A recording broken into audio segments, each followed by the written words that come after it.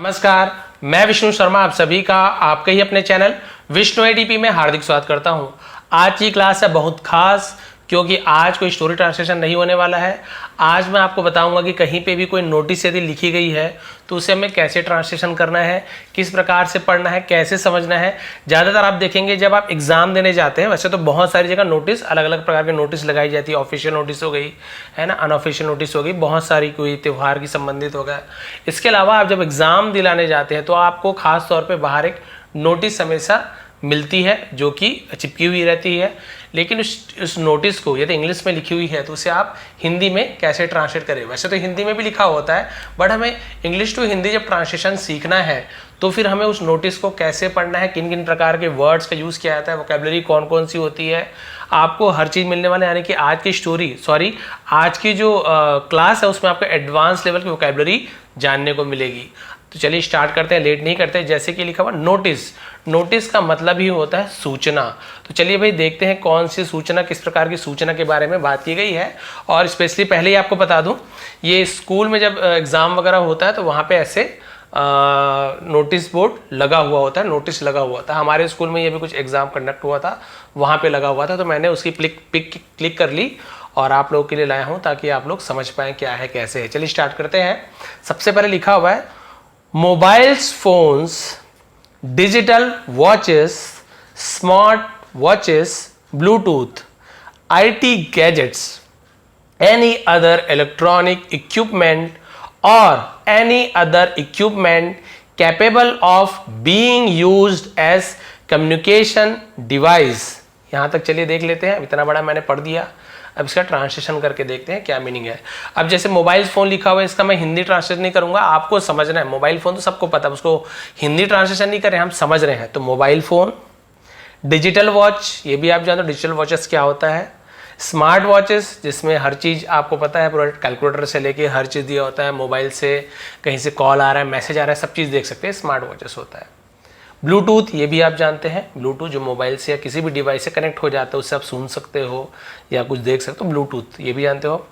IT gadgets, IT क्या है, information technology है ना, सूचना प्रौद्योगिकी जिसे हिंदी में कहते हैं गैजेट्स। गैजेट्स का मतलब यंत्र, छोटी मशीन को गैजेट्स कहा जाता है।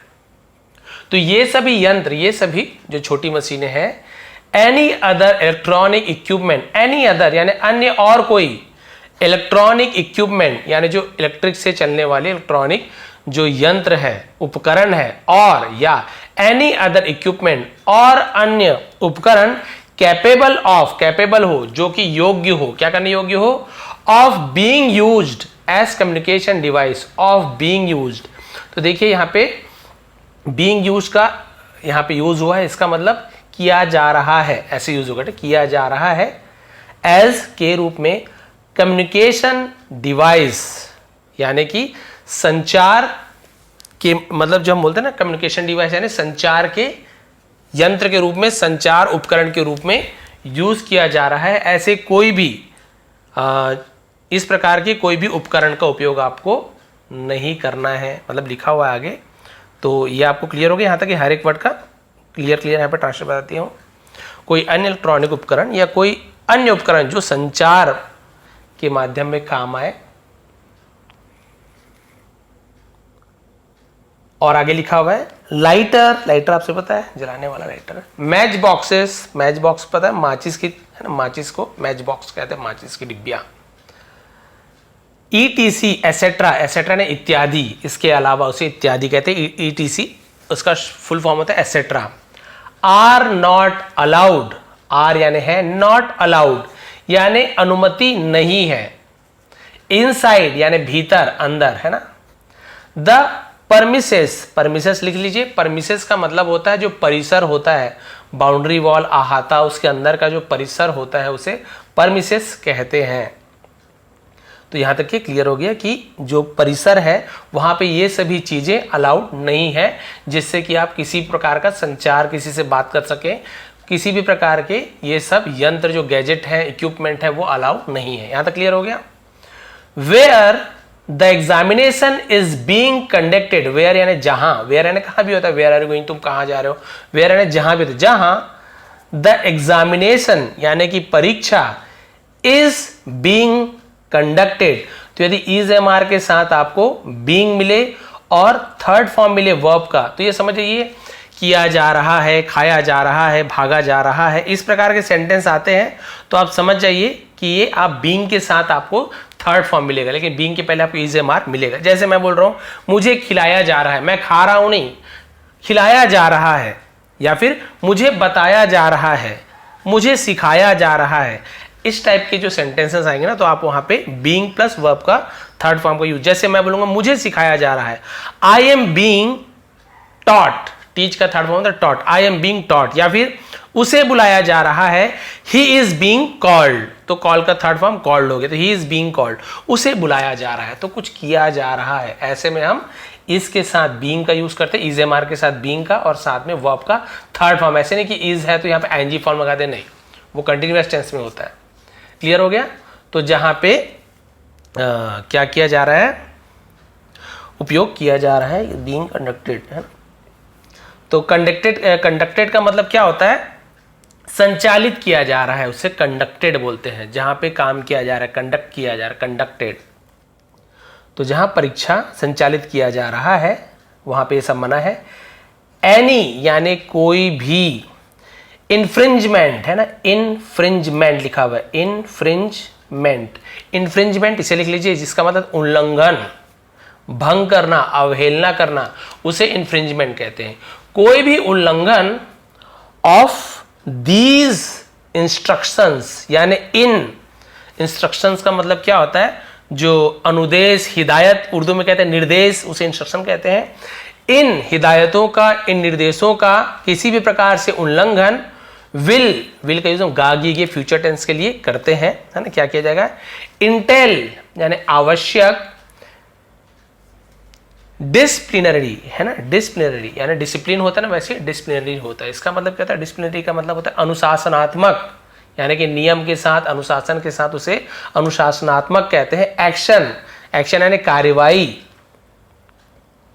इंक्लूडिंग यानी हम बोलते हैं कि साथ में, बैन मिलाकर, सम्मिलित है, उसे इंक्लूडिंग सम्मिलित है।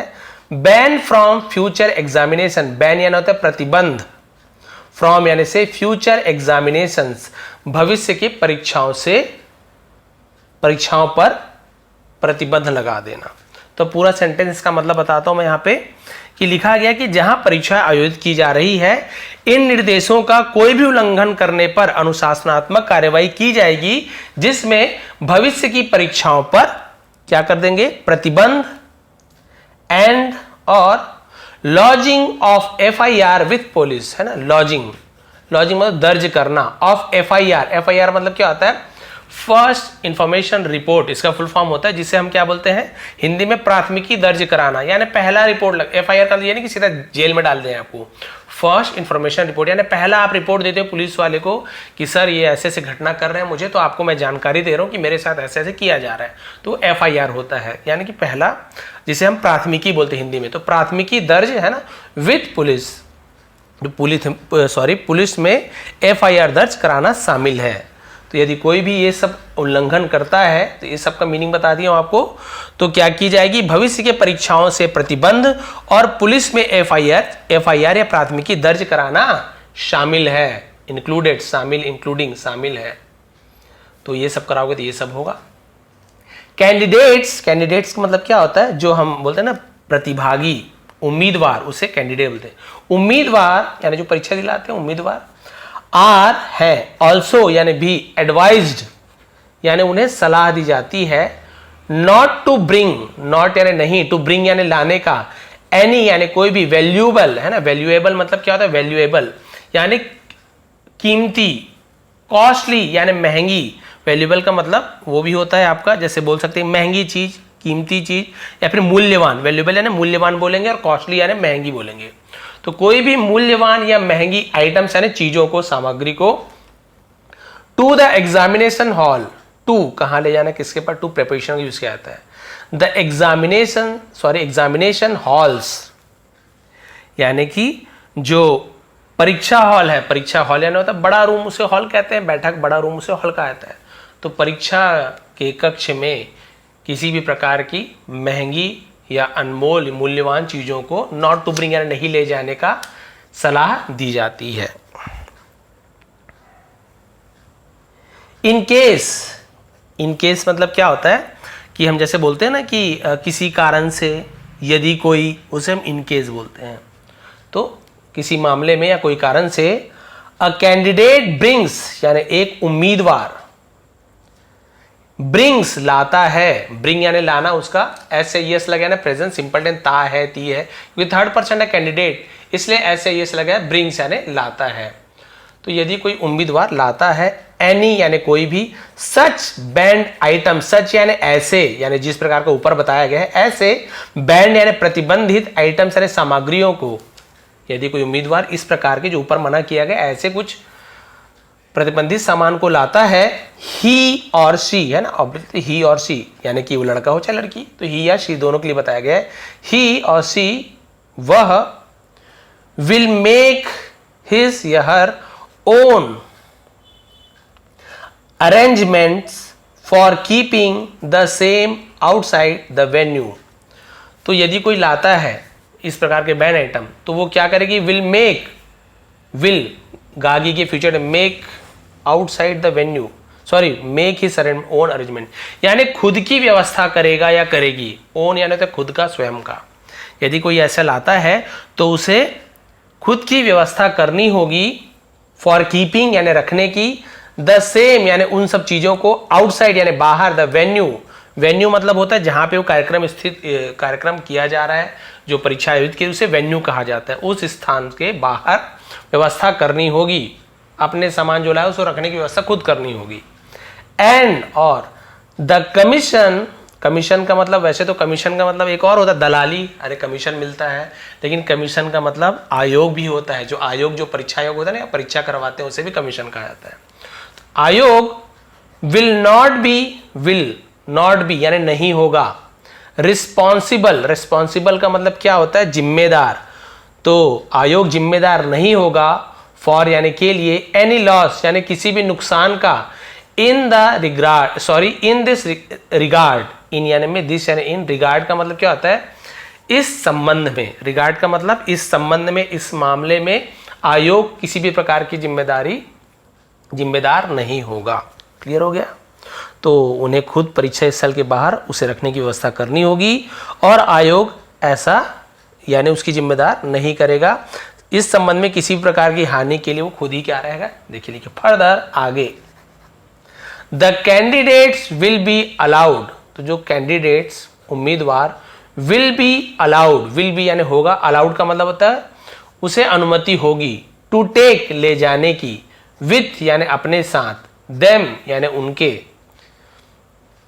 ओनली सिर्फ, तो जो उम्मीदवार है ना, उसके अलावा उम्मीदवार को अपने साथ केवल ई एडमिट कार्ड यानी इलेक्ट्रॉनिक एडमिट कार्ड होता है ना, जो हम निकालते हैं इंटरनेट से, एडमिट कार्ड, पेन लिखने वाला पेन, पेंसिल, आइडेंटिटी प्रूफ यानी कि जो परिचय प्रमाण पत्र होता है ना, कि भाई जैसे आधार कार्ड हो गया, लाइसेंस हो गया, ये सब चीज़ आइडेंटिटी प्रूफ कहते हैं, परिचय पत्र बोल सकते हैं ये सब। Copies of self photographs, SEF photographs है, इसका कोई मीनिंग हो तो बता देंगे, बाकी मुझे लग रहा है कि सेल्फ फोटोग्राफ्स होगा या और कोई टर्म होता होगा। तो फोटोग्राफ्स यानी फोटो की है ना, उनकी कॉपी, ये सभी चीजें की कॉपी, और फोटोग्राफ की वेरेवर जहां कहीं भी, एप्लीकेबल, एप्लीकेबल का मतलब होता है लागू हो, जहां कहीं भी वो लागू हो, एंड एनी अदर आइटम्स और अन्य दूसरे आइटम्स यानी सामग्री, एज स्पेसिफाइड, एज यानी के रूप में, स्पेसिफाइड यानी जो निर्दिष्ट हो, जो उसमें लिखा गया हो कि भाई ये चीज चाहिए, इन द इंस्ट्रक्शंस यानी कि जो निर्देश में जो हिदायत दी गई हो, वहां पे यदि कोई स्पेसिफाइड हो, निर्दिष्ट किया गया हो कि भाई ये सामान आपको साथ में लाना है, of the e admit card to the venue, है ना, ई एडमिट कार्ड जहां ई प्रवेश के निर्देश हो, ले जाने की अनुमति होगी। यहां तक क्लियर हो गया? तो भाई कोई भी जिम्मेदारी नहीं लेगा उसका। इसके अलावा आगे बता रहे हैं कि उन्हें क्या अलाउ होगा अपने साथ ले जाने का, एडमिट कार्ड ले जाने का, पेन पेंसिल आइडेंटिटी प्रूफ ले जाने का और उसकी फ़ोटोकॉपी ले जाने का और फोटोग्राफ ले जाने का। जहाँ कहीं पे एप्लीकेबल करना है, जो चीज़ भी लगाना है, डालना है, रखना है, उन सभी चीज़ों को और बाकी चीज़ें जो स्पेसिफाइड हो, निर्दिष्ट हो कि भाई आपको ये चीज़ चाहिए, किसमें, इंस्ट्रक्शन में जो निर्देश मिलता है ना परीक्षा के पहले, तो जो चीज़ ले जाने की अनुमति हो वो सब चीज़ ले जाने की उन्हें क्या होगा, अलाउड होगा, अनुमति होगी। नो अदर आइटम्स यानी अन्य कोई भी सामग्री shall be allowed, shall be यानी होगी, अलाउड का मतलब अनुमति होगी, नो अदर यानी कोई भी नहीं। To be taken inside the venue, to be taken यानी ले जाने की, इनसाइड एंड भीतर द वेन्यू यानी कि वही स्थल को वेन्यू कहते हैं। कार्यक्रम स्थल के अंदर कोई अन्य वस्तु ले जाने की अनुमति नहीं दी जाएगी। उसके लिए आप बोलोगे कि सर मैं है ना क्या बोलते हैं टिफिन ले जाऊंगी, कोई बोल रहा है कि नहीं मुझे ये ले जाना है, कोई बोला पर्स ले जाना है, कोई बोल रहा है और, तो ये सब चीज़ मना करा देते हैं वहाँ पे। कोई भी डिजिटल चीज़ें हो गया ना या फिर इलेक्ट्रॉनिक आइटम, ये सब चीज़ मना ही रहता है वहाँ पे, बिल्कुल भी मना रहता है। तो ये जो इंस्ट्रक्शन रहता है वहाँ पे साफ साफ लिखा होता है कि भाई आपको क्या क्या चीज़ ले जाना है या फिर क्या क्या चीज़ नहीं ले जाना है। तो आप समझिए नोटिस में क्या लिखा हुआ था कि मोबाइल फ़ोन, डिजिटल फ़ोन, ये सभी संचार की जो भी वस्तुएं हैं, वो जो भी संचार के लिए उपयोग किया जा सकता है वो सब परिसर के अंदर ले जाने की अनुमति नहीं है। जहाँ पे परीक्षा आयोजित की जा रही है वहाँ पर यदि है ना कोई इस प्रकार की चीज़ें ले जाता है तो उसके खिलाफ क्या होगा, अनुशासनात्मक कार्यवाही की जाएगी, जिससे भविष्य में उससे, भविष्य की परीक्षाओं में उसे बैन कर दिया जाएगा, यानी कि मना कर दिया जाएगा, उसे प्रतिबंधित कर जाएगा, आगे वो परीक्षा दिला ही नहीं पाएगा और उसके खिलाफ पुलिस में FIR दर्ज करा दी जाएगी। और उन्हें ये भी सलाह दी जाती कि कोई भी है ना महंगी या कीमती वस्तुएं, अनमोल या कीमती वस्तुएं अपने साथ न ले जाएं, और यदि वो ले भी जाते हैं, किसी भी कारण से ले जाते हैं, तो परीक्षा हॉल के बाहर उन्हें रखने की व्यवस्था खुद करनी होगी। आयोग जो कमीशन है will not be the responsible, यानी उसका जिम्मेदारी आयोग नहीं लेगा, किसी प्रकार के नुकसान या किसी भी उससे संबंधित किसी भी नुकसान का वो जिम्मेदारी नहीं लेगा। आगे उसे बोलते हैं कि उसके साथ है ना जो अभ्यर्थी हैं वो अपने साथ ये सभी चीज़ें, एडमिट कार्ड हो गया, आइडेंटिटी प्रूफ, ये सब वो अपने साथ ले जा सकते हैं।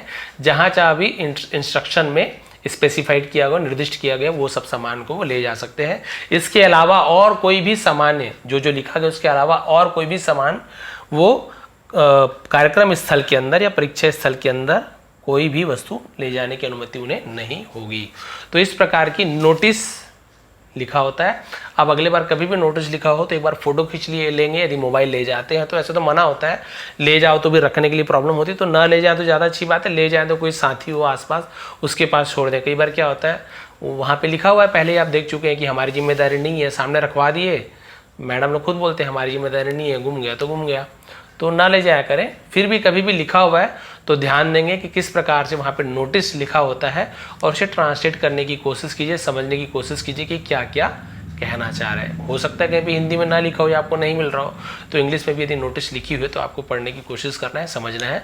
तो ज़्यादातर जगह इसी प्रकार की नोटिस लिखी गई होती है, कुछ कुछ ऐड रहता है, कुछ कुछ कम रहता है, तो वो सब बन जाएगा। आप लोग जब धीरे धीरे ऐसे बहुत सारे और भी एग्जाम्पल्स आपके सामने लाऊंगा कि कहीं पर भी कुछ लिखा है, मैं ऐसे पिक क्लिक कर लेता हूँ, फिर उसका ट्रांसलेशन आपको करके बता दूंगा, जो आपके लिए बहुत ज़्यादा यूज़फुल रहेगी।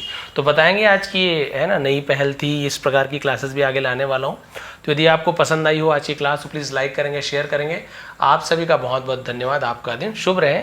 इसका यदि आपको PDF चाहिए, इसका फोटो चाहिए तो टेलीग्राम में भेज दूंगा, विष्णु ATP सर्च करेंगे, टेलीग्राम में लिंक भी दे दूंगा, तो ज्वाइन कर लेंगे। और बहुत सारी स्टोरी जो ट्रांसलेशन करता हूँ इसका PDF भी आपको मिल जाएगा। चैनल पे नए हैं तो प्लीज़ चैनल को सब्सक्राइब कर लीजिए, क्योंकि ऐसे ही आसान तरीके से हम यहाँ पे इंग्लिश सीखते हैं। आप सभी का एक बार फिर बहुत बहुत धन्यवाद, आपका दिन शुभ रहे।